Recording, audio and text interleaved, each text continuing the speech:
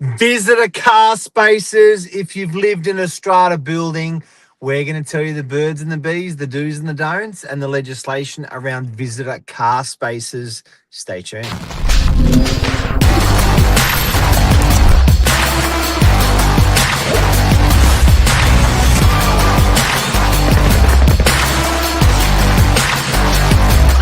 I'm the ringleader, so listen up.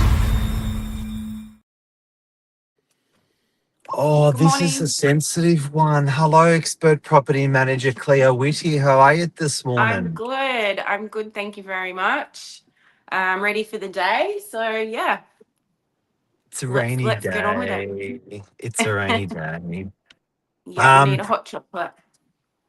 Cleo, this comes up in your job as a property manager of 20 years regularly. You've got to deal with tenants, you've got to deal with landlords, you've got to deal with the personality clashes of these guys, you've got to deal with a strata that's complaining and going Yes. to impose fines. Can you tell us a little bit more about your latest one? So the visitor car spot allocated in a unit block is a very touchy, sensitive topic. Everybody parks It's there. hot stuff. It's hot stuff. It really is. There's a certain amount of allocated visitor car spots.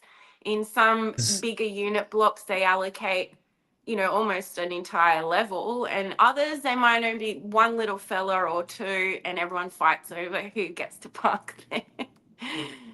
um, Look, the current case, we're getting photographs of the cars. They're our tenants' cars. They're our tenants' daughter's car. They've recently moved on from one family vehicle to three. Obviously, if you've got teenagers and young children, like young adults, now starting to drive, everyone, needs a car spot. So they're parking in the visitor spot. And there is someone in the unit block that does not like that. So they're photographing the cars each morning and evening, sending it to Strata, and effectively they are in breach of the bylaws. Most bylaws in any unit block stipulate that you cannot park if you're a resident in the visitor's car spot. Black and white. Can you get fined for it?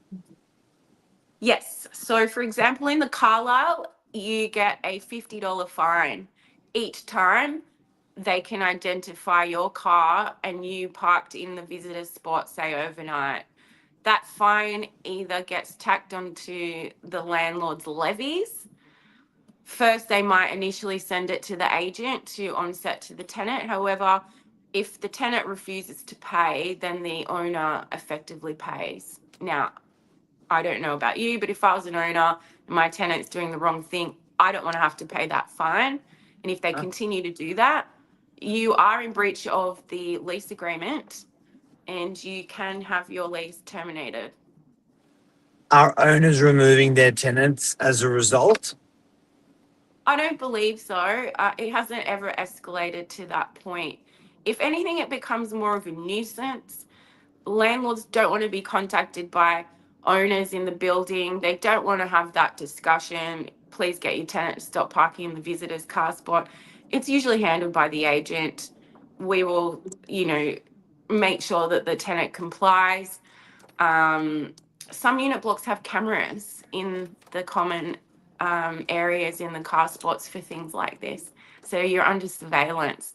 You might not be under surveillance by, a particular resident who doesn't like you, but you are on camera, if you are doing the wrong thing. So your driver's license plate of your car will get, identified. Have we started So, doing that?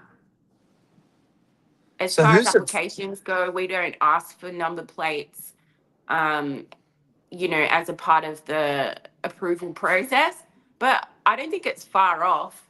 You might have to submit your number plate to Strata at one point in the future, so we'll see how that transpires. Has it gotten worse over the years being a property manager of 20 years, or has it just always been a problem? Always been a problem. It's even a problem in our building. We've got, In the office, there's allocated visitor spots. And if you're driving around Delmar and you're like, I've got nowhere to park, I'm only going to be 5 minutes. Technically, I'm visiting. I'm not a resident. I'm visiting. So, Well, I guess this is a conversation for for residential and commercial probably as well. Then, now the fines can be up to $1,100 under the Strata Schemes Act, and if it's a repeat offender, more than twice in 12 months, it can be the fine can be doubled. So yeah, it's quite hot. Now, I guess the reality is if you're renting a car space in most parts of Metro Sydney, it's probably 25 to $50 a week. In most areas, and if you're going in towards the CBD, it can be even higher. So this is what $5,000 a year potentially. What's 50, 25, 2,500 a year to 1,250 a year. It's an expensive cost for people that they don't want to take on. They'll use the visitors. Who can use the visitor spaces? visitors, only visitors. So that word is used loosely, someone that is a non-resident. So, for example, most buildings, they have these spots and people comply. If you're only putting it in there for like an hour or something while you move your shopping around, that's fine. But leaving it there all day, all night does irk a lot of people. Have you ever received a nasty note under your windshield? I know I have once or twice before. You feel violated. Someone's gone, you know what? I'm going to write you a note and I'm going to stick it under your windscreen.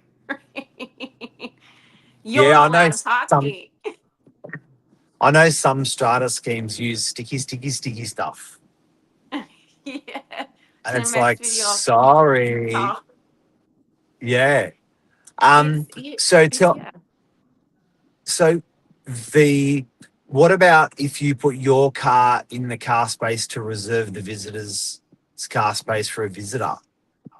Yeah, you could definitely use that excuse. I mean, why not? In my dad's complex in Warriewood, the townhouses have allocated visitors. That strata and that unit complex, they've just given up. So everyone uses the visitors car spot as their secondary car space. They even park in front of their garaging, right in front. So they've just given up. So now everyone just parks wherever they want. It's a free for all. That system works. First in, best dressed. If you need to park in the visitor spot and there's someone else there, you're too slow. So sorry. Oh, okay. So that's it, guys. So there's big fines imposed. There's Karens in the block that will monitor it. You should not be using it if you're not going to be if you're an owner occupier. Cleo, is it a good way to what happened to love thy neighbour? Is it a good way to actually really piss everyone in the block off? Do you see this Yeah, happen in property management? I do. I mean, you've got to be reasonable. If it's getting to the point where you're getting notices from Strata, it's gone too far. You're clearly just abusing the laws, the bylaws within that building complex. There's on street parking. You might need to do a couple of laps extra or whatever, but ideally those spots are allocated so people's friends and family can come and go easily and have somewhere to park within the building securely. Have you seen this strata? Have you seen it go loco? Like, have you seen people lose their mind and have a massive dispute with the person using the visitor spaces? Does it get nasty? It can get nasty. I did have one where this is a tricky one. The owner's car spot allocated for their unit lot had this weird, almost like a cattle gate that was put in front to make it like a garage and secure. But the way, excuse me, the way it was installed made that spot smaller. So you can't park a normal car in there. So the tenant would park in the visitor spot because she had young children and she needed to get them in and out easily and not in her allocated spot because of this gate. That was her reasoning. Now, the owners went to the owners corporation and they said, I want the gate taken off. My tenant can't park there. And the other owners within that building would not let them take the gate off because it belonged to the common property. So their tenant can't park in their allocated spot. They're now using the visitor spot, and the owners corporation won't let them take the gate off. They want the gate taken off. Where's it going to be stored? Well, these owners can't store this gate. So it was this whole, car spot gate. And what ended up happening in the end is tenant continued to park in the visitor spot, and eventually she gave notice and moved out. And then we had to relet the property under the proviso that you could only park a motorbike in the car space or a very small vehicle. That's how it transpired. But it was a year-long battle with this lady, with her children, the body corporate being unreasonable, wouldn't take the gate off. So yeah, it's annoying.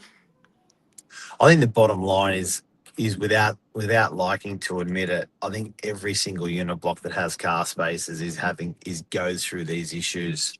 I walked past one this morning and saw the same. Like, yeah, I think you just think, it happens. It's real, but it's one of the stresses of strata living. It's relevant. Know your legislation.